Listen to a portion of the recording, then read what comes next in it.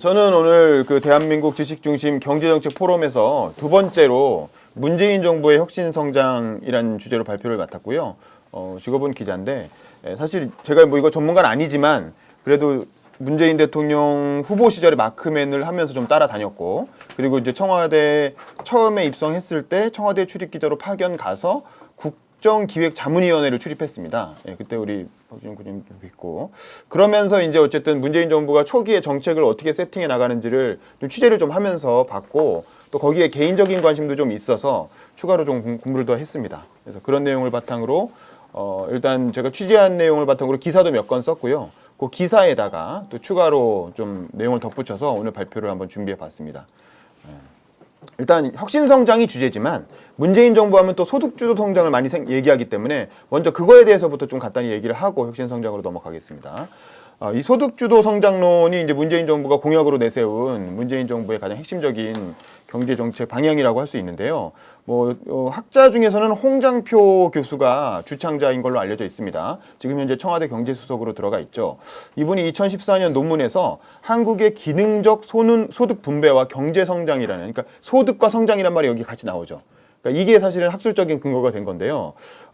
주된 내용은 최저임금제를 강화한다든가 또 생활임금제를 도입한다든가 이런 걸 통해서 이제 제이노믹스를 만들어야 된다. 이런 얘기입니다. 이게 이론적으로는 케인주의인 거죠. 포스트 케인주의에서 말하는 임금주도 성장이라고 하는 개념이 학술적으로는 존재하고요.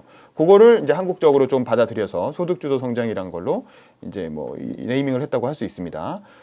이 홍장표 수석 외에 청와대에 있는 장하성 정책실장, 또 김현철 경제보좌관, 이른바 이제 경제 라인의 참모들이죠.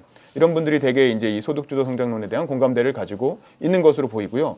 되게 유명하기는 장하성 실장이 유명하잖아요. 근데 장하성 실장님은 자기가 소득주도 성장론자라고 말은 한 적이 없어요. 그렇게 말하진 않았지만 지난번에 최근에 낸 저서에서 왜 분노해야 하는가 이런 책을 내셨잖아요. 그 책에 보면 재분배보다 1차 분배가 중요하다. 이의 뜻은 뭐냐면 재분배는 이제 복지를 통해서 정부가 세금을 걷어가지고 나눠주는 그것보다 시장에서 일어나는 1차 분배, 즉 시장에서의 임금과 소득의 분배가 더 중요하다라고 강조를 하고 계시고, 그게 이제 굳이 말하자면 소득주도 성장론의 취지랑 비슷하다고도 얘기할 수 있을 것 같아요. 그래서 어쨌든 그런 부분에 대해서 공감대를 이 문재인 정부의 경제 참모들이 되게 이제 가지고 있다라고 볼 수가 있을 것 같고, 간단히 문제점을 짚어보면 이게 이제 규제 수단을 활용한 단기 정책이라는 거죠. 예를 들면 최저임금을 억지로 올리게 한다든가, 복지를, 아동수당 이런 것들을 활용해서 단기적으로는 이렇게 줄 수가 있는데, 문제는 지금 아동수당만 해도 몇 조, 기초연금 인상에 또 몇 조,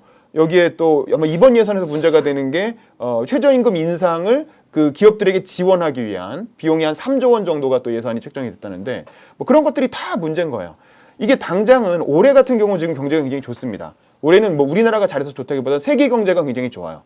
그러다 보니까 90% 수출 의존도를 가진 우리나라가 지금 수출이 잘 되니까 반도체 호황 이런 걸로 인해서 경제 수치상으로 굉장히 좋고 세수가 많이 늘었다고 해요. 그거는 박근혜 정부에서 했던 어떤 이렇게 세금 조정 이런 것 때문에 늘어난 부분도 있는데, 어쨌든 좀 여유 재정이 있어서 10조 원 정도의 어떤 추경도 편성할 수 있었고, 내년에 이런 것도 예산을 반영할 수가 있는 것 같아요. 근데 이게 얼마나 가겠느냐라는 이제 의문이 누구나 이제 합리적인 상식이 있는 사람이면 다 드는 거죠. 이 경제라는 건 호황과 불황을 반복하기 마련인데, 더군다나 아주 장기적인 추세로 보면 우리가 지금 저출산 고령화의 문턱에 들어와 있습니다. 그러니까 분명히 저출산 고령화가 일어나면서 세금을 낼 수 있는 사람은 줄어들고 세금으로 혜택을 받아야 되는 사람은 늘어난다는 거죠. 그럼 당연히 세수 기반이 약해질 수밖에 없다. 이런 상황에서 과연 이게 지속 가능하겠느냐?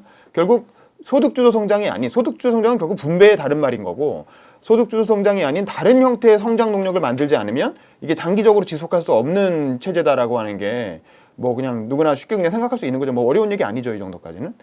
그러면 그래서 요거에 대한 대안으로 나오는 게 이제 혁신성장론입니다. 이제 문재인 정부가 6개월도 안 돼서 소득주도 성장론과 함께 혁신성장도 중요하다는 얘기를 하기 시작했거든요. 김태년 정책위원장도 그런 얘기를 밝히고, 문재인 대통령도 직접 수석보좌관 회의에서 혁신성장도 중요하다. 거의 이제는 쌍두마차라는 식으로 소득주도 성장과 혁신성장을 동시에 강조를 하고 있습니다. 근데 이 혁신성장론이라는 건 그럼 누가 어디서 나온 얘기냐라고 해보면, 이제 저희는 이제 변양균 전 실장을 주목하는 거죠. 변영균 실장은 이제 참여정부 시절에 청와대 정책실장을 했고 비전 2030 만드는 걸 주도했지만 신정아 사건으로 낙마하면서 더 이상 이제 정치권에서 공직을 맡을 수 없는 처지가 됐죠. 뭐 공직을 못 맡는다고 법에 정해져 있는 건 아니지만 인사를 할 수가 없겠죠. 근데 이분이 사실은 지난 한 10년 정도 문재인 대통령의 그림자 참모로 경제정책 형성에 굉장히 큰 영향을 미친 걸로 그렇게 알려져 있어요. 저도 옛날에 노무현재단에서 시민학교 같은 거 할 때 변영균 실장이 와서 저자 강의하는 거 여러 번 들었는데 그때마다 지금 문재인 후보 그 당시엔 뭐 아니었지만 경제정책 뭐 같이 뭐 만들어주느라 좀 늦었다 뭐 이런 식으로 얘기를 하시고 그래서 어쨌든 굉장히 문재인 대통령의 그 후보 시절에 경제정책에 굉장히 영향을 미친 참모로 알려져 있고 지금도 뭐 개인적으로는 굉장히 친한 걸로 알려져 있고 변영균 실장이 저희가 얼마 전에 독서모임도 했는데 노무현의 따뜻한 경제학이라는 책을 내면서 이제 컴백을 했거든요. 근데 그때 그 노무현의 따뜻한 경제학의 추천사를 써준 게 문재인 대통령이에요.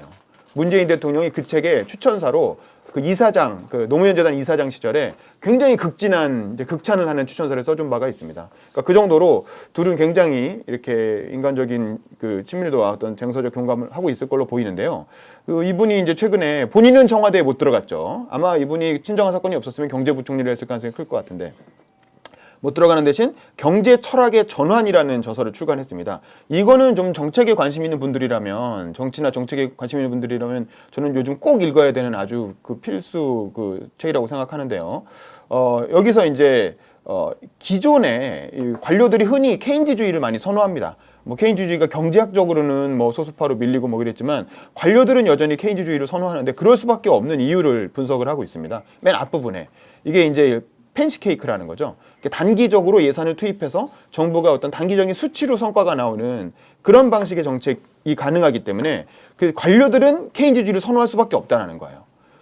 실제로 케인즈 자체도 관료를 했던 사람이고. 그런데 이게 4차 산업혁명 시대를 맞이하면서 자기도 한 30년간 그렇게 관료 생활을 했지만 요즘 와서 보니까 그렇지가 않더라는 거야. 요즘 와서는 더 이상 케인즈주의로는 이 경제를 끌고 갈 수가 없는 시대가 왔다라는 거예요. 특히 4차 산업혁명 시대를 맞이하면서 이 공급 분야의 혁신이 일어나고 있잖아요. 그러니까 그건 딴 게 아니라 이제 기업들이 기술 혁신하는 걸 말하는 거거든요. 뭐 이렇게 항공 우주 산업이라든가 뭐 드론이라든가 자율주행차라든가 이런 것들이 다 공급 분야에서 일어나는 혁신인데 그런 혁신은 케인즈주의로 일으킬 수 있는 게 아니라는 거예요. 그거는 기업에서 뭔가 스스로 혁신해낼 수 있는 상황을 만들어줘야 된다는 거고 그게 바로 슈페터의 이론인 거죠. 슈페터가 말하는 이른바 창조적 파괴라고 하는 개념이 바로 이제 이렇게 어떤 정책의 철학의 혁신이 필요한 부분이고 돌아서 오시면 될 것 같은데요.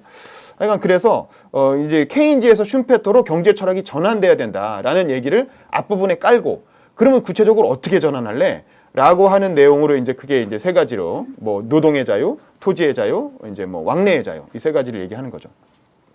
그리고 이제 이 양반이 중요한 이유는 여전히 비전 2030 작성을 할 때 같이 활동했던 김동연 부총리라든가 지금 뭐 총무비서관 하는 누구죠? 그러니까 뭐 이런 양반들이 다 변영균 라인으로 알려져 있습니다. 그럼 혁신성장론의 주요 내용은 뭐냐면 결국 아까 말씀드린 것처럼 기업의 혁신을 촉진하는 게 목표다. 근데 어떻게 촉진할 것이냐? 옛날에 정부 주도형 성장을 할 때는 기업이 어느 분야에 투자하라고 아예 정해줬잖아요. 예를 들면 박정희 대통령이 너는 자동차를 해, 너는 뭐 조선을 해, 너는 철강을 해 이런 식으로 해서 재벌들을 불러다가 아예 성장할 분야를 찍어줬단 말이죠. 그리고 금융을 몰아주고 이게 과거의 정부 주도형 성장이라면 지금의 혁신 주도형 성장에서는 그렇게 할 수가 없고 특정 산업 분야가 뭐가 성장할지 4차 산업혁명이 어디 방향으로 튈지 알 수가 없는데 어떻게 정부가 나서 특정 분야를 찍어주느냐. 그게 아니라 민간에서 알아서 혁신이 일어날 수 있는 시스템을 갖춰줘야 된다는 거고 그거의 핵심이 노동과 토지와 왕래라는 겁니다. 그래서 노동은 이제 노동시장의 유연한데 일반적으로 보수 정당에서 사실 노동시장의 유연화를 강조하고 지난 정부도 노동개혁을 추진했죠. 근데 이제 이 변영균 실장이 얘기하는 노동의 자유는 그거 플러스 노동시장 유연화 당연히 필요하고 플러스 뭐냐면 노동자들도 기업을 선택할 수 있어야 된다는 거예요.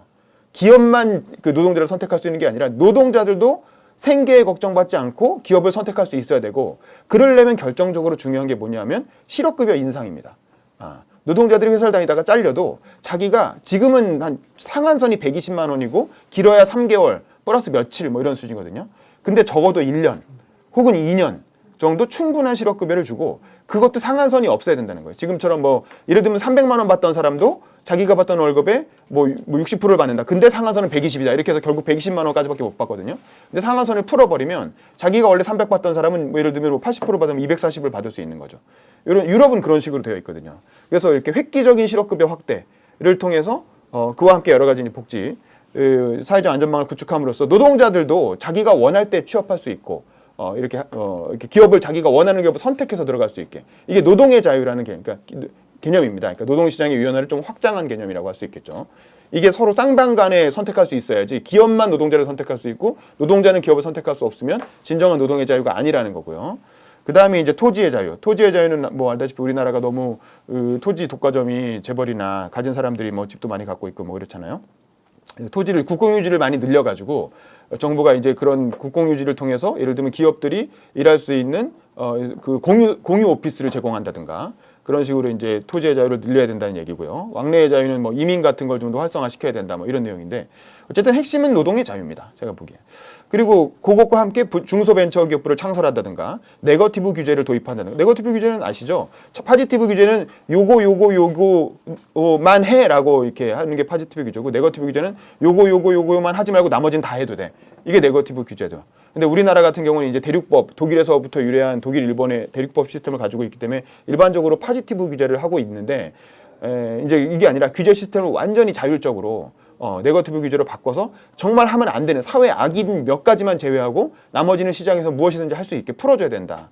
라고 하는 게 네거티브 규제고 특히 문재인 대통령은 이런 것들을 다 이미 공약화했습니다. 중소기업벤처부도 공약이었고요. 그다음에 네거티브 규제 도입도 4차 산업혁명에 한해서 먼저 순차적으로 네거티브 규제를 도입하겠다. 4차 산업혁명은 새로 생겨나는 산업이기 때문에 그쪽은 네거티브 형태의 규제를 도입하겠다라고 이제 주장을 대선 때 이미 하셨죠. 그런 걸 통해서 이제 산업 구조 조정을 할 수 있는 동력, 새로운 성장 동력을 창출해야 된다라는 게 일반적으로 이 혁신성장의 주요 내용이라고 할 수가 있고요. 산업 구조 조정은 이제 중국과 우리나라가 지금 거의 산업 구조가 한 80% 정도가 겹치면서 중국의 산업 경쟁력이 계속 우리나라를 쫓아오고 있기 때문에 하지 않을 수가 없다. 근데 그런 산업 구조 조정을 하기 위해서는 이런 노동의 자유, 토지의 자유, 왕래의 자유가 필요하다. 뭐 이런 내용이죠. 근데 문제는 뭐냐면 이 변양균 실장이 얘기하는 혁신성장론의 가장 핵심은 노동의 자유인 것 같은데 그게 배치도 제일 앞에 돼 있고요. 근데 문제는 노동의 자유가 문재인 정부에 지지기만 하고 직접적으로 부딪힌다는 거예요. 어쨌든 아무리 복지를 늘린다 하더라도 기본적으로 노동시장 유연화는 들어가는 거거든요. 근데 노동시장 유연화를 하려면 민주노총과 한국노총을 설득해야 되는데 민주노총은 뭐 말할 것도 없고 한국노총은 아예 지금 민주당의 정책당원으로 들어와 있어요.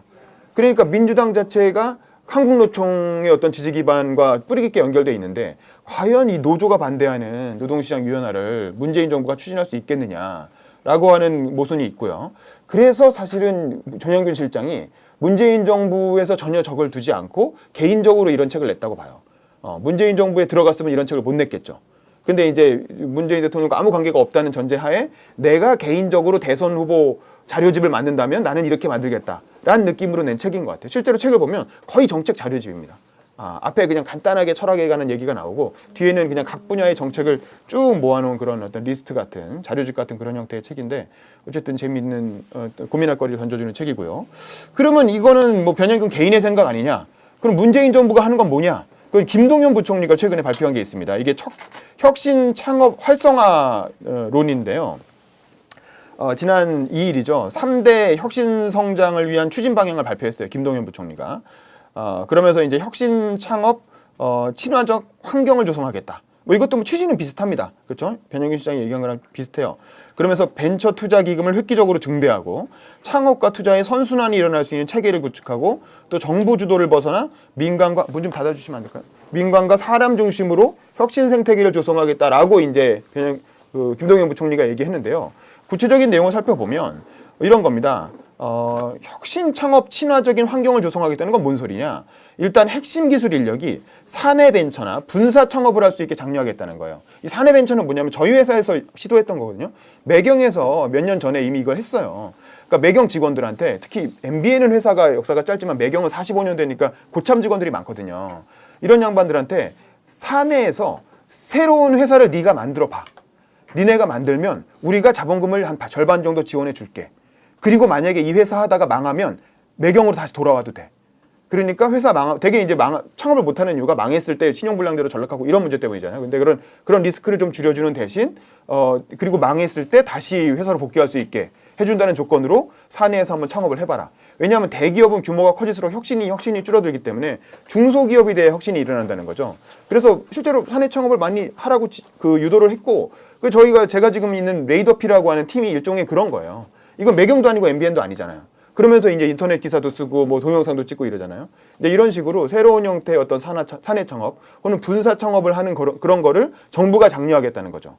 그래서 모기업이 선제 투자를 해서 먼저 사내 창업을 직원들한테 장려를 하면 그러면 정부가 후속적으로 지원을 하는데 내년에 이거 예산을 100억 원을 설정해 놨습니다. 100억 원. 몇 개나 창업을 할까 싶긴 한데요. 그다음에 이제 창업할 때 실패할 경우엔 재입사가 가능하게 해준다는 거죠. 그래서 창업 휴직제를 도입하고 그다음에 이제 혁신기업 선도별로 민간위원회가 인증한다는 겁니다. 이건 뭐냐면 기존에는 혁신위원회를 정부가 인정한 거예요. 혁신기업이 뭔지를 정부가 인정하는 거예요. 정부가 너는 혁신기업, 넌 혁신기업 아니야. 이렇게 해가지고 혁신기업은 정부가 지원하고 이거의 인증 권한을 정부가 갖고 있었기 때문에 다 정부 눈치를 보고 이랬다는 거죠. 근데 이걸 민간위원회를 만들어서 뭐가 혁신기업인지를 민간에서 스스로 결정하게 한다라고 하는 얘기고요. 기존에는 그래서 혁신기업을 지원할 때 대출이나 보증 실적을 가지고 인증을 해줬다는 거예요. 얼마나 그러니까 은행에서 제대로 대출을 받았는가, 보증이 있는가. 그럼 은행에서 대출 받는 기업은 어떤 기업이겠어요? 담보가 있는 기업이겠죠. 그럼 대충 그렇게 되는 거예요. 근데 이제 이런 것들을 좀 폐지하고, 그래서 3년에서 7년 된 기업을 돕는 창업 도약 패키지 이렇게 그 기금을 한 1,000억 원 정도, 지금 한 500억 원 수준이라는데 한 1,000억 원 수준으로 확대하고 매년 우수기업 20개를 선발해서 최대 또 45억 원을 집중 지원, 한 기업에 45억이니까 이거는 뭐 그렇게 한다는 겁니다. 그리고 해외 진출을 위한 외자 유치 펀드 뭐 이런 걸 조성한다는 내용이 있고요. 또 벤처 투자 기금을 획기적으로 증대하겠다라고 했는데요. 이건 뭐냐면 향후 3년간 10조 원 정도의 혁신 모험 펀드를 신규로 조성한다는 거예요.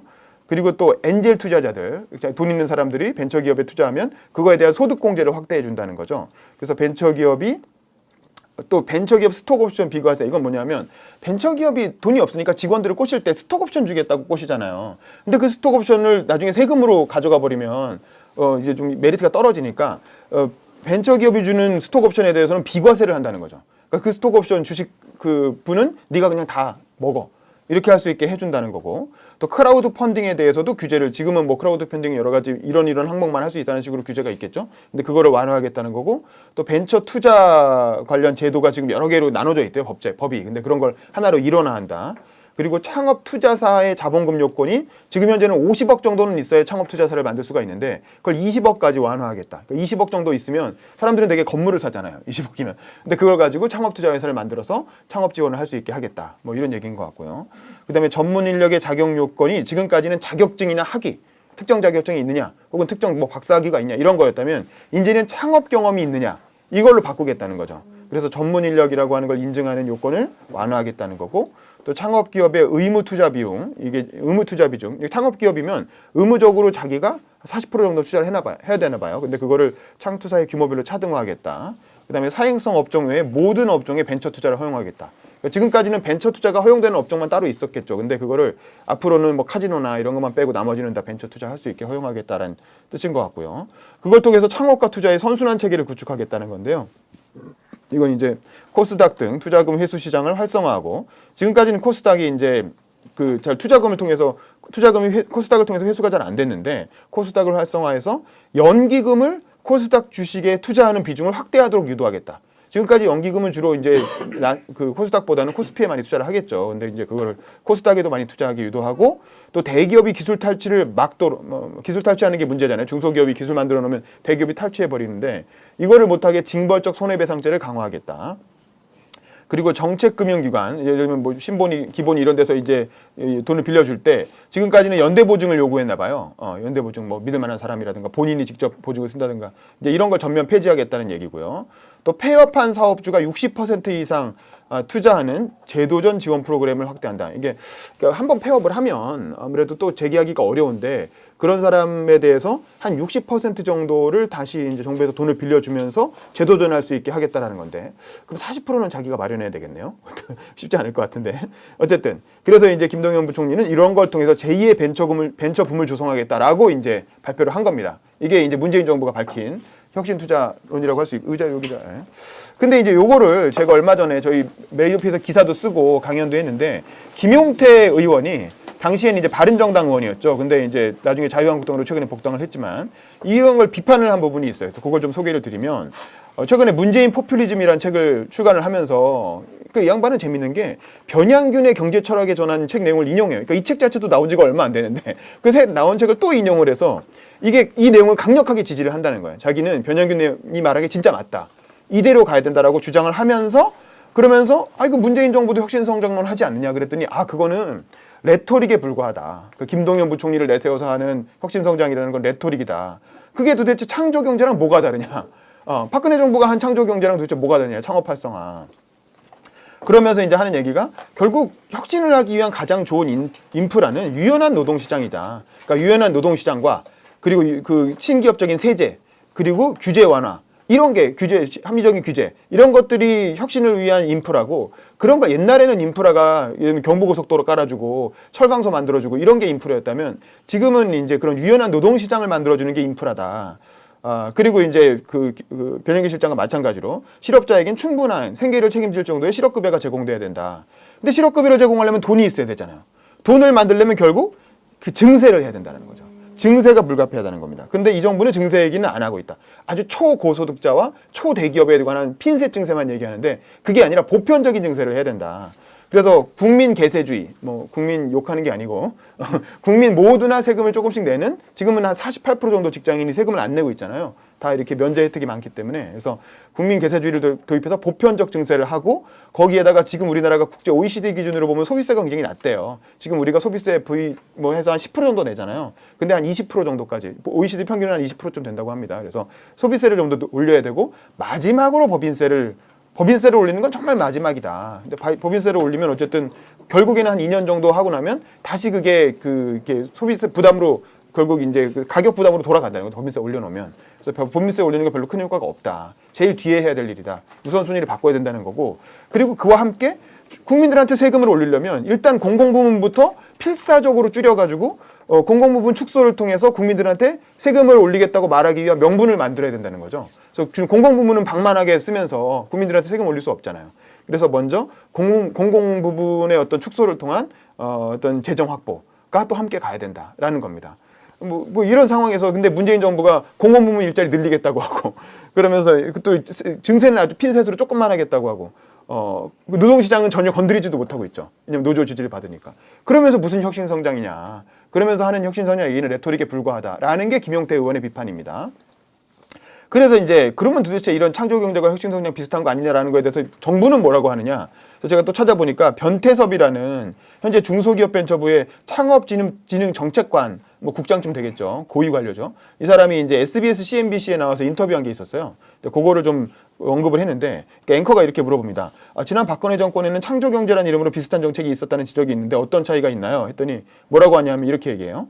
혁신을 통해 지속가능한 성장 동력을 확보하고 일자리를 창출하는 취지는 비슷하다고 할 수 있습니다. 다만 창조경제는 기존 산업의 강화까지 포함하는 경제산업 전반의 광범위한 개념이었다면 그래서 정부 대기업 중심으로 추진됐다는 거죠. 그러니까 창조경제는 정부와 대기업이 추진한 거라면 현 정부의 혁신창업은 기술 기반 창업의 구체화된 특정 범위에서 창업자, VC는 뭔지 모르겠어요.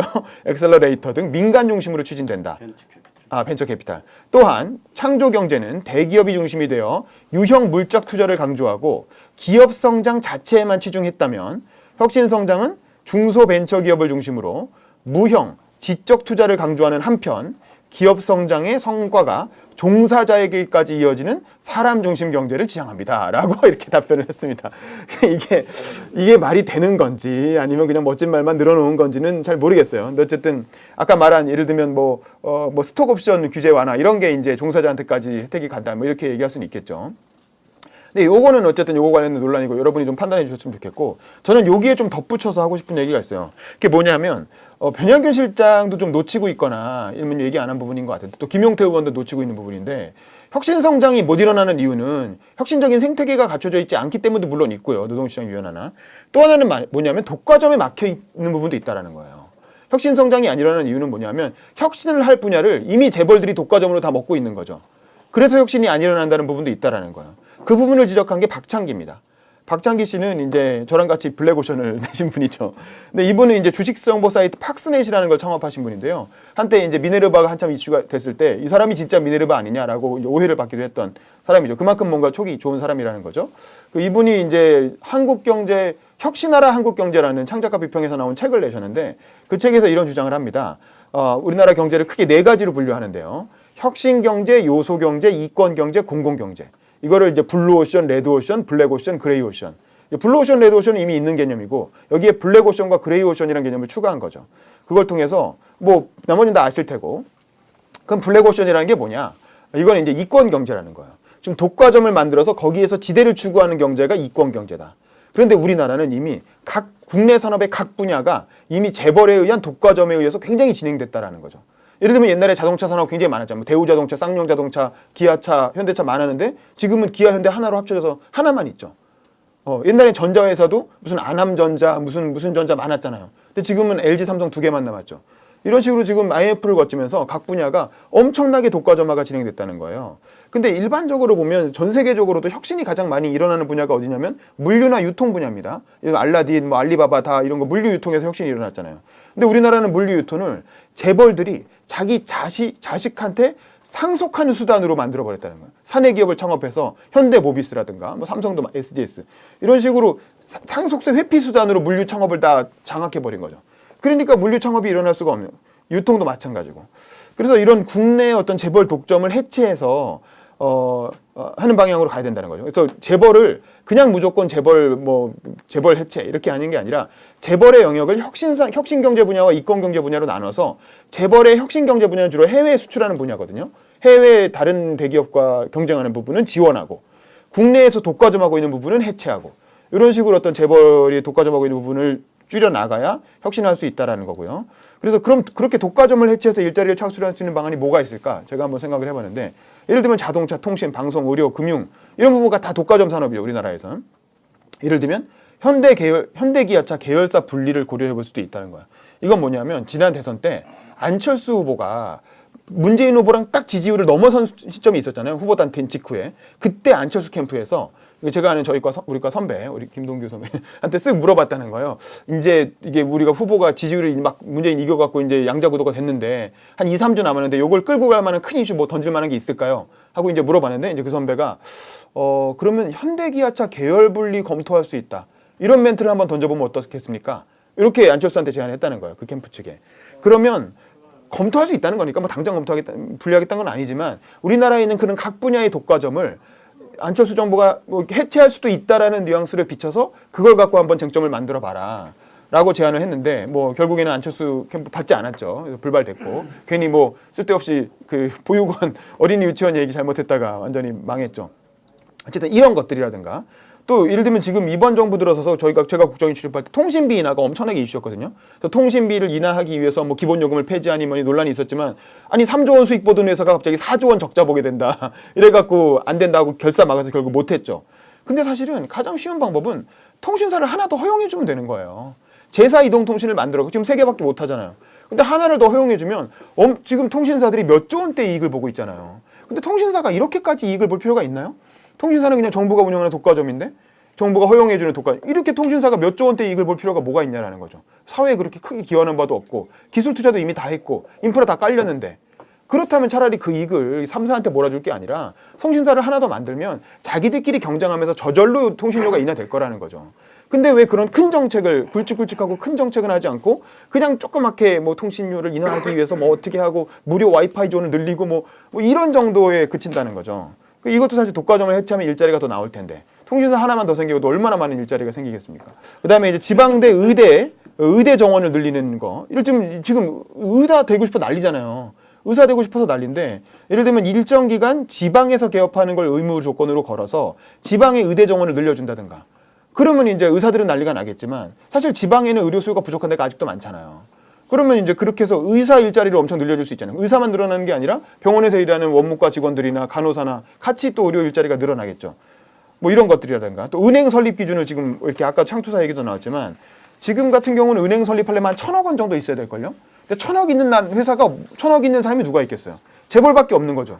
근데 재벌들은 이 금산분리 원칙 때문에 은행을 설립 못해요. 법으로 금지돼 있어서 결국 우리나라 은행은 더 이상 설립이 안 되는 구조인 거예요. 근데 은행 설립 기준을 대폭 완화해서 좀 더 많은 은행들이 생길 수 있게, 그래서 돈을 빌려주는 사람이 또 경쟁하는 구조를 만드는 거죠.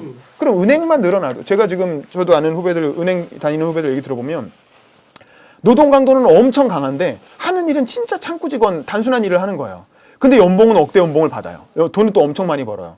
그러니까 아주 단순한 고졸도 할 수 있는 일을 하면서 억대 연봉을 받는 이런 이상한 구조가 되어 있는 거예요. 그리고 아주 혁신적인 어떤 은행 서비스는 제대로 개발도 안 하고, 왜냐면 독과점이니까 부동산 담보대출만 해도 충분히 먹고 사니까 굳이 은행 금융 서비스를 혁신하려는 노력도 하지 않고 뭐 그렇다라는 거죠. 그래서 은행 설립 기준을 완화해서 차라리 전 세계적으로 은행이 이렇게 20여 개밖에 안 되는 나라가 없어요. 독일이나 미국만 해도 은행이 수천 개인데 우리는 지금 은행이 ATM기 가보면 딱 한 면 안에 다 보이잖아요. 은행 숫자가. 하나 정도 늘리면 한 2면이면 다 보이죠. 이렇게 은행이 적은 나라가 전 세계에 어디 있느냐. 그래서 은행 숫자를 좀 더 늘려야 된다는 얘기고, 그러면 자연스럽게 은행의 일자리가 늘어나겠죠. 있는 역량을 강화하는. 그러니까 이제 지금은 사실은 아까 말한 것처럼 자꾸 무슨 펀드를 만든다고 하는데 다 정부 돈으로 만들겠다는 거잖아요. 국민 세금으로. 정부 돈으로 만들어서 정부가 평가하겠다는 거잖아요. 아무리 민간 분야에 뭐 평가권을 준다 어쩐다 해도. 근데 사실은 이게 그런 게 아니라 은행이 돈 가진 사람이 스스로 혁신 기업을 평가해서 그 리스크를 지고 자기가 투자할 수 있게 은행이 기업 금융을 하게끔 만들어야 된다는 거죠. 그리고 장기적으로는 어떤 지역에 들어가서 지역의 어떤 관계 금융, 지역의 자영업자까지 이렇게 관계를 가지고 신뢰를 통해서 빌려주는 그런 형태의 금융 생태계를 만들어야 되고, 그리고 이제 또 얼마 전에 제가 진영 의원하고 밥을 먹었더니, 진영 의원은 여당으로 넘어오긴 했지만 완전히 왕따잖아요. 그래서 특별히 하는 일도 없고 조용히 계신데, 진영 의원이 그런 얘기를 하더라고요. 이제 10조 원을 추경을 했는데 결국 그 중에는 무슨 LED 전등 교체하는 비용까지 들어가고 막 그랬잖아요. 논란이 됐는데, 차라리 나한테 10조 원으로 추경 만들려고 그러면 자기는 지방에 의료단지를 하나 짓겠다는 거예요. 의료연구단지. 의료연구단지는 당장 수익은 안 날지 몰라도 미래의 대한민국 후손들을 위한 먹거리를 만드는 건데 10조 원이면 굉장히 번듯한 단지 지을 수 있지 않겠느냐. 왜 이 돈을 그렇게 쓸데없이 공무원들한테 쪼개가지고 자기들이 하는 사업에 조금 더 예산 늘려주는 식으로 쓰느냐 라는 얘기를 했는데, 저는 이런 것도 일리가 있다고 생각하고, 그 다음에 저 같으면은 예를 들면 지금 우리나라가 그 애니메이션 산업이 다 하청 위주로 돼 있거든요. 애니메이션 학과는 또 엄청 많이 만들어놨어. 그러니까 지방의 애니메이션 학과, 만화학과 이런 거 만들어놨는데 국내 애니메이션 만드는 작품이 없잖아요. 우리나라는 웹툰에서 다 막혀 있어요. 웹툰은 되게 활성화돼 있어요. 웹툰은 활성화되고 좋은 작품도 많이 나오는데, 이게 일본처럼 애니메이션 산업과 뭐 피규어 산업 이래서 이렇게 원소스 멀티 유저로 퍼져나가지가 못하는 이유가 TV 애니메이션 시장이 활성화되어 있지 않기 때문이에요. 극장판은 너무 부담이 크고, 왜냐면 망하면 진짜 크게 망하니까. 근데 TV 애니메이션은 사실은 종편이나 공중파들이, 옛날에는 우리가 머털도사 이후로 TV 애니메이션이 없어요. 우리는 아직도 아기 공룡 돌리잖아요. 왜냐면 그때 이후로 공짜로 본 애니메이션이 없는 거야, 국산 애니메이션이. 공짜로 본 건 다 이렇게 포켓몬으로 가버리는 거죠. 일본 것만 사다 쓰니까. 근데 국내 TV 애니메이션 산업을 활성화하면 애니메이터들 일자리도 늘어나고 성우 일자리도 늘어나고, 이 애니메이션이라는 게 일자리가 이 손이 많이 가기 때문에 굉장히 일자리가 많이 생기는 산업이거든요. 아니 그러면 그런 거를 방송 인허가 할 때 기준을 TV 애니메이션을 오후 대여섯 시쯤에 틀어라. 지금 우리 방송도, 우리 회사도 지금 애니메이션을 억지로 하라니까 하긴 하는데, 완전 애들도 애들 초등학생이 볼 만한 허접한 애니메이션, 딱 봐도 그림 별로 안 그린, 화소 별로 안, 이런 걸 만들어서 새벽 4시에 튼단 말이에요. 애들 다 자는 시간에 의무 편성을 해야 되니까 새벽 4시에 튼단 말이에요. 새벽 4시에 애니메이션 틀면 누가 보겠습니까? 이런 거를 오후 5시 정도로 이렇게 하고, 그 다음에 애니메이션을 만들어서 그거를 예를 들면 몇 천억 정도 예산을 편성해갖고 방송국들한테 지원을 해주고 공익 광고 좀 넣어주고, 이렇게 하면 애니메이션 산업만 활성화돼도 굉장히 늘어나지 않겠느냐라는 생각이 들고, 그 다음에 마지막으로 제가 덧붙이고 싶은 건 이제 이 우리나라에서 정책 담론의 사각지대가 있다. 아까 말한 혁신 성장을 통해서 기업들이 혁신한다 하더라도 중요한 건 뭐냐면, 혁신을 하려면 혁신적인 노동자가 있어야 되거든요. 혁신 역량을 가진 노동자가 있어야 돼요. 근데 그런 혁신 역량을 가진 노동자를 키워내는 거에 대한 고민이 없어요, 우리나라가. 저는 그게 평생 교육이라고 보는 거예요. 왜냐하면 중고등학교 교육 당연히 해야 되죠. 중고등학교도 혁신 교육을 해야 되는데, 중고등학교 교육 해봤자 지금 저출산 고령화 때문에 애들 자체가 별로 없기 때문에 결국 애들을 키워가지고 혁신 역량을 늘린다는 거는 한계가 있다. 결국 기존 노동자들의 생산성이 높아져야 된다는 거고, 결국 저출산 고령화 때문에 노동자들의 생산성이 하락되는 건 구조적으로 어쩔 수 없는 문제고, 결국 4차 산업혁명으로 일자리가 줄어가고 있잖아요. 저도 얼마 전에 여의도 CGV 영화 보러 갔더니 딱 2자리 있던 티켓박스마저도 없애버렸어요. 옛날에는 티켓박스에 알바생이 그래도 서서 이렇게 티켓을 교환해 주잖아요. 근데 그걸 다 없애버렸어. 그리고 지금은 뭐냐면 그 팝콘 파는 데서 같이 몇 명 하고 나머지는 그냥 다 무인 발권기로 하는 거예요. 그러면 이제 이게 기술이 늘어나면서 일자리는 점점 줄어든다는 거죠. 그러면 이제 뭐 그 박스에 앉아갖고 티켓이나 끊어주는 그런 종류의 일자리 없어지는 거예요. 그리고 뭐 이렇게 뭐 지금 뭐 버거킹, 맥도날드, 롯데리아 다 지금 자동 발권기로 바뀌고 있잖아요. 이제 그냥 돈이나 끊어주는 이런 형태 다 없어지는 거예요. 아마 편의점도 조만간 무인 점포로 전환되지 않을까. 그러면 아마 최저임금 인상이 의미가 없어질 거예요. 최저임금 주는 일자리 자체가 다 없어질 테니까. 그럼 이게 뭐냐? 그럼 나중에 제가 봤을 때 우리나라 사람들은 은퇴하고 나서는 남자는 경비, 여자는 청소부 밖에 할 게 없는 거예요. 경비도 없어요. 경비도 없을 가능성이 크죠. 무인 경비, 세콤 이런 거 들어오면. 그럼 대한민국이 산업화도 성공하고 민주화도 성공한 나라가 그 나라의 국민들이 늙어서 할 수 있는 게 경비와 청소부밖에 없다는 게 너무 슬프잖아요. 그리고 사망 원인 1위는 무조건 자살. 자살로 인생이 끝날 가능성이 커요. 한국 사람들은. 지금 뭐 OECD 평균의 20배라는 거 아니에요. 우리나라 노인 자살률이. 이런 나라를 만들어 놓고 이게 제대로 된 나라라고 할 수가 있나요? 그래서 저는 그러려면 결국 배워야 된다. 할 게 없으면 외국어라도 하나 더 배우고 PT하는 법이라도 배워야 된다. 배우지 않으면 결국 경비와 청소부 할 수밖에 없고 그것도 못하게 되면 죽을 수밖에 없다. 라는 거죠. 그래서 노동자의 어떤 생산성을 높이고 재교육을 하기 위한 평생교육 시스템을 구축하는 게 굉장히 시급하다. 근데 이거는 정책 담론의 사각지대라는 거예요. 왜냐하면 진보 진영은 복지 확대는 얘기해요. 뭐 평생교육, 뭐 실업급여 확대 이런 거 얘기하고 보수 진영은 노동시장 유연화는 얘기해요. 근데 정작 이 평생교육을 늘려야 된다는 거에 대한 얘기는 진보도 얘기하지 않고 보수도 얘기하지 않아요. 그러니까 이건 우리나라 정책 담론에서 완전히 뻥 뚫려 있는 사각지대다. 근데 저는 굉장히 중요한 부분이라고 생각을 하고 그래서 박원순 시장이 제가 신촌대학교라는 걸 하잖아요. 그러다 보니까 이제 박 시장이 이런 문제의식이 좀 있어요. 그나마. 그래서 독일 옛날에 변호사 시절에 갔을 때 민헨 자유대학 견학을 했다고 해요. 근데 민헨 자유대학은 몇백 년 된 오래된 명문대학이잖아요. 근데 낮에는 자유대학으로 운영하고 평일 저녁이랑 주말이 되면 그 똑같은 강의실이 민헨 자유시민대학으로 전환된다는 거예요. 그래서 동네 사람들이 다 몰려와서 거기서 다 강좌를 열어. 그래갖고 민헨 자유시민대학의 커리큘럼이라고 해서 커리큘럼 알려주는 책자를 하나 갖고 와서 우리한테 보여줬는데 그 책자만 1000페이지였어요. 이런 강좌가 열린다는 걸 소개하는 강의 소개 책자인데 그것만 1000페이지예요. 그렇게 많은 과목들이 생겼다 없어졌다 생겼다 없어졌다. 이게 하르츠 개혁의 성과입니다. 하르츠 개혁을 흔히 노동시장 유연화하고 복지 줄인 것만 얘기하는데 사실은 그런 평생교육 기반을 구축해서 사람들이 계속 생산성을 높일 수 있는 시스템을 만들었다는 거예요. 그랬기 때문에 독일 사람들은 신자유주의에 적극적으로 적응하면서 아주 행복하게 살아갈 수 있고 지금 전 세계에서 가장 경제가 잘 돌아가는 나라가 독일이라고 얘기를 하잖아요. 물론 뭐 유로화 효과도 있고 뭐 그렇지만 그래서 저는 이 지자체라든가 지자체가 운영하는 문화센터들 다 공무원들 일정에 맞게 평일 오전에 합니다. 평일 오후나. 그럼 아줌마들밖에 못해요. 전업주부들이 하는 그 꽃꽂이하거나 노래교실 이런 거밖에 못해요. 근데 그거를 평일 저녁과 주말까지 확대하고 그리고 전국의 지방대학들 사실 이게 이화여대 이번에 탄핵 사태가 일어난 미래라이프 대학원도 따지고 보면 이런 거예요. 근데 이걸 갖고 학위 장사를 한 게 문제인 거지. 이걸 갖고 아줌마들한테 400만 원, 500만 원씩 받으면서 학위를 주겠다고 한 게 문제인 거죠. 그게 아니라 몇십만 원 받으면서 그냥 그 동네 주민들을 위한 평생교육 시설을 제공했으면 얼마나 좋았겠어요. 그 다음에 예를 들면 초중고 교실, 노는 초중고 교실들 얼마나 많아요. 지금 저출산 고령화 때문에 학교 폐교되는 데도 많고 폐교 안 하더라도 평일 저녁에 그냥 노는 방과학교 끝나고 나서 저녁 시간은 비잖아요. 그런 교실들을 왜 놀리고 있냐라는 거죠. 저는 이제 이태원 대학교라고 용산구청이랑 같이 신촌대학교를 한번 운영한 적이 있었는데 그때 어떻게 했냐면 평일 저녁에는 그 직원이 한 명 오후 4시에 출근합니다. 용산구청 직원이 한 명 근무 시간을 조정해서 오후 4시에 출근해요. 그럼 그 사람 밤 10시까지 강의 끝날 때까지 강의실 관리를 하는 거예요. 그 다음에 주말은 알바생을 저희가 장학생을 한 명 고용했어요. 그게 죄예요. 장학생을 주말에 하나 고용해서 걔를 월 60만 원을 주면서 대신 주말에만 근무하고 이제 강의실 관리하고 그다음에 모든 이태원 대학교 수업 다 청강, 무료 청강 가능 해가지고 이제 장학생을 고용해서 평일 저녁과 주말을 공간을 활용한 거죠. 용산구청이 내준 평생학습관을 그렇게 해가지고 운영하니까 거기서 얼마든지 이제 평생교육을 할 수가 있었다라는 거고 그래서 이런 것들도 같이 가야 된다라는 생각이 듭니다. 그래서 마지막으로 노동회의소는 이제 얼마 전에 이용두 의원 강의를 했는데 이용두 의원이 주장하는 노동회의소도 저게 무슨 얘기인가 하고 이렇게 강의를 잘 들어보니까 결국 그런 얘기더라고요. 그러니까 노동자들을 위한 4차 산업혁명에 대비하기 위한 노동자들에 대한 재교육 이런 거를 할 주체가 필요한데 그런 주체가 노동회의소가 돼야 된다. 뭐 이런 얘기였어요. 그래서 뭐 이것도 같이 고려할 수 있겠다는 생각이 들었습니다. 저는 이 정도로 발표하고 나머지는 여러분 얘기 들어보도록 하겠습니다. 감사합니다. 맞습니다.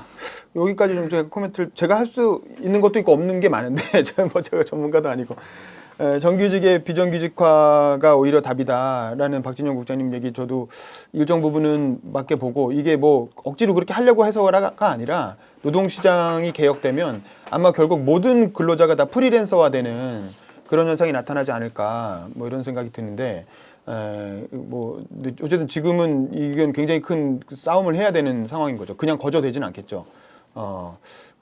어쨌든 다 우리 김대호 소장이 그런 얘기 많이 하시잖아요. 비정규직 없는 세상이 아니라 비정규직이어도 살만한 세상을 만들어야 된다. 뭐 그런 취지에서 이른바 이제 플라스틱 밥통.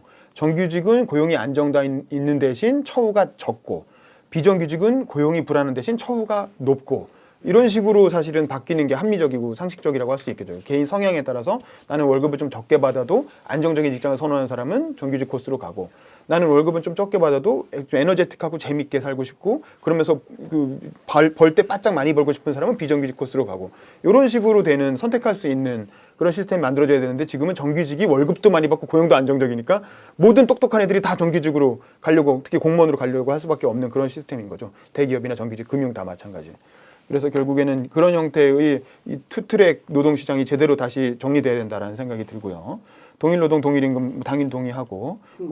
근데 이제 그게 우리나라 진보 진영에 그런 얘기를 하더라고요. 얼마 전에 촛불 집회 참여하신 분 인터뷰를 했더니 문재인 정부는 어떤 아이디어를 국민들한테 설득하는 정부가 아니라 그냥 국민들이 일반적으로 가지고 있는 아이디어를 달빛처럼 반사한다. 그냥 일반적으로 사람들이 비정규직 나쁘다고 생각하잖아요. 정규직이 좋다고 생각하고. 근데 그런 얘기는 안 하는 거예요. 국민들이 싫어할 만한 얘기는 안 하는 거예요. 소득주도 성장에서 혁신 성장으로 점핑한 이유는 뭐 백인천 비서관님이나 좀 나중에 천천히 얘기해 주시면 좋겠고 저는 뭐 모르겠지만 아마 본인들이 생각해도 이게 말이 안 되니까 소득주도 성장론으로 길게 갈 수 없다라는 거 너무나 명확하니까 상식이 있는 사람이면 그러니까 본인들도 불안하니까 혁신 성장도 같이 얘기하게 된 게 아닐까. 그리고 실제로 이 문재인 정부 내에서 원래 혁신 성장론자와 소득주도 성장론자 간에 그게 논쟁이 있었던 것 같아요. 캠프에서부터. 그 안현호라고 원래 전 지식경제부 차관이 일자리 수석 내정됐다가 그 탈락한 일이 있었잖아요. 그것도 사실은 일종의 혁신 성장론자와 소득주도 성장론자 간의 권력 투쟁이 아니었을까라고 보는데 안현호 씨는 이제 혁신 성장 쪽에 무게가 있는 사람이고 근데 그 사람이 일자리 수석 내정됐다고 하니까 난리가 나가지고 날렸죠. 그리고 관료로 대체됐죠. 뭐 이런 것들이 보면 내부에서도 논쟁이 있었던 것 같고 아마 문재인 대통령 스스로가 그 고민을 하고 있는 것 같아요. 둘 사이에서. 왜냐하면 변영균 실장이랑도 친하고 이 경제 철학의 전환이라는 책을 문재인 대통령이 안 봤을 리가 없거든요. 선물 안 했겠습니까? 그렇게 친한데? 당연히 선물했겠죠. 문재인 대통령은 문자 중독이라고 할 정도로 책을 많이 읽는다는데 안 받겠어요? 받겠죠. 보고 나서 본인도 생각을 했겠죠. 아 이게 말이 되는 것 같은데 나는 이거 하면 안 될 것 같기도 하고.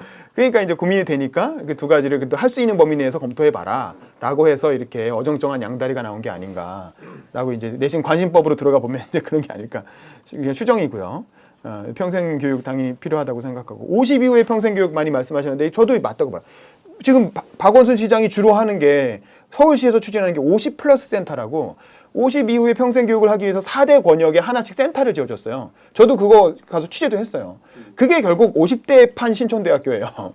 제가 하는 평생 교육을 50대 판으로 하는 거거든요. 그러니까 당연히 그건 많이 해야 되는 게 맞고 늦게라도 하는 게 잘하는 일이죠. 근데 문제는 뭐냐면 50 이후는 뭐 이게 말씀하셨지만 실제로 배워도 취업할 때도 별로 마땅치가 않고 그리고 배워도 이게 생산성이 늘어나는 게 한계가 있어요. 근데 저는 같은 비용이면 20, 30대 청년에게 투자하는 게 훨씬 더 효과가 크다는 거죠. 청년들은 금방 습득하고 습득력도 빠르고 바로 취업할 수 있는 일도 많은데 그거를 몇십억이 뭐예요? 어제 52월 하지 말라는 게 아니라 52월을 하지 말라는 게 아니라 왜 그런 평생 교육에 대한 투자를 50대 이상에게만 하고 청년들에게는 안 하느냐라는 거죠. 청년은 고용, 취업의 문제로 생각한다는 거예요. 재교육의 문제로 생각하지 않고 자꾸 취업 지원으로 생각하는데 취업 지원뿐만 아니라 재교육을 제대로 하면 좋다. 근데 사실 지금 청년 취업 패키지라는 게 있어요. 우리 최서영 아나운서는 아나운서가 되고 싶은데 취성패를 들으려고 했더니 네일 아트를 배우라는 거예요. 그러니까 거기서 늘어놓은 정부가 제공하는 프로그램은 너무 한계가 공급자 위주이기 때문에 이미 양성되어 있는 강사들이 하는 강의를 늘어놓는단 말이죠. 근데 이게 4차 산업혁명에서 정말 청년들이 취업해야 되는 분야는 과목이 없어. 그나마 제일 내가 하고 싶은 게 뭐냐 했더니 네일 아트. 그래서 이거나 듣자라고 왜냐면 돈을 몇십만 원이라도 받아야 되니까. 했더니만 이게 다 표준화돼 있어요. 모든 과목을 다 표준화해놔서 6개월을 들어야 된다는 거예요. 네일 아트는 그냥 몇 주 배우면 되는 건데 그걸 6개월간 표준화해놓고 그것도 꼭 지정한 그 센터를 가서 멀리 가가지고 6개월 동안 출석을 해야만 수당을 몇십만 원을 주는 거예요. 그러니까 그 수당 받으려고 쓸데없이 되도 않는 걸 6개월 동안 배워야 되는. 그러니까 이런 이 평생교육을 정부가 틀어주고 있으면 안 된다는 거죠. 평생교육은 시민사회에서 스스로 하게끔 지원해줘야지 평생교육의 과목과 그 퀄리티까지 정부가 다 표준화해갖고 틀어지고 이런 식으로 하면 효율적인 평생교육이 될 수가 없다. 그래서 이제 평생교육은 시민사회에 맡겨야 되고 지원하는 옛날에 문화부 김대중 정부 때 했던 것처럼 지원한테 간섭하지 않는 그런 방향으로 가는 게 맞지 않을까라는 생각이 들고요. 뭐 토지의 자유나 국유세 당연히 필요하고 고민을 해봐야 되겠죠. 동일노동 동일임금이 왜 안 되냐? 뭐 당연히 귀족 노조 뭐 이렇게 기존 노조가 이제 양보하지 않으니까 안 되겠죠. 그리고 기업들도 지불 능력이 없고 뭐 이런 것들을 사실은 좀 장기적으로 풀어줘야 되는 문제라는 생각이 들고 그다음에 이제 공공부문 일자리 늘리기와 혁신 성장 같은 맥락에서 고민해 봐야 될 것. 공공부문 일자리 늘리기는 정부가 공약을 했으니까 뭐 전 물르기는 어려울 것 같아요. 근데 야당이 어떻게든 발목을 잡아서 조금 액수를 깎겠죠. 그래서 그런 정도로 해가지고 타협해 나가면서 일정 부분 그 방향으로 가긴 갈 것이다. 다만 이제 소방관 늘리거나 이런 것도 제가 얼마 전에 국회에서도 여당 간담회 하길래 질문을 했는데 소방관이 부족할 것 같죠.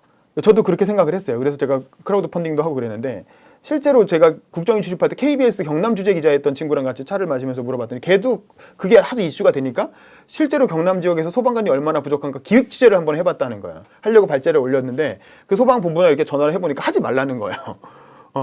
왜요? 그랬더니 실제로 가보면 논다는 거예요. 실제로 취재 현장에 가보면 다 족구하고 놀고 있다는 거예요. 그러니까 이게 아주 빡센 데가 있어요. 예를 들면 그래서 국민의당에서 이번에 정책위원회가 자료를 냈는데 인천의 안산의 어떤 지역은 그 26명 팀이 1년인가 4,000번 넘게 출동했어요. 출동 기록을 보면. 근데 인천의 어떤 지역은 16명 팀이 60번 출동했어요. 1년 동안. 한 팀은 4,000번 출동하고 한 팀은 60번 출동하는 거예요.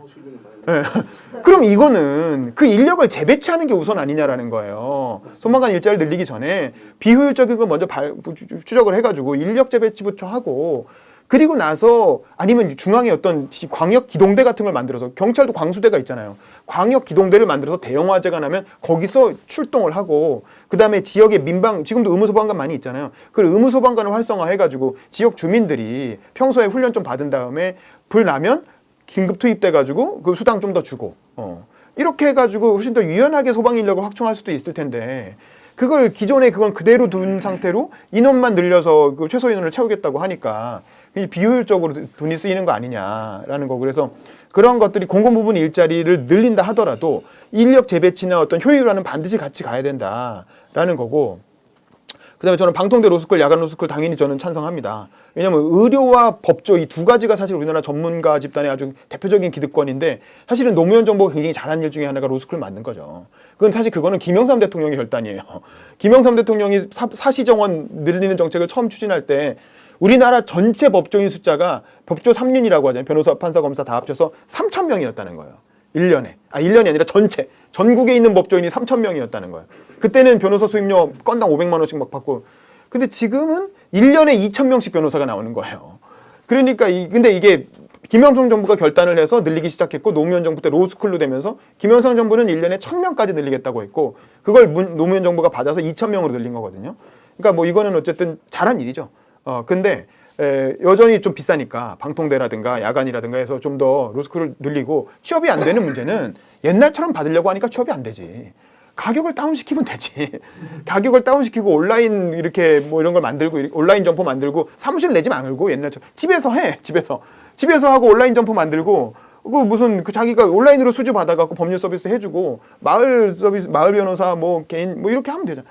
제 생각엔 그리고 이렇게 취업이 안 되다 보면 혁신이 일어날 것이다. 법조 시장에서 어떤 식으로든.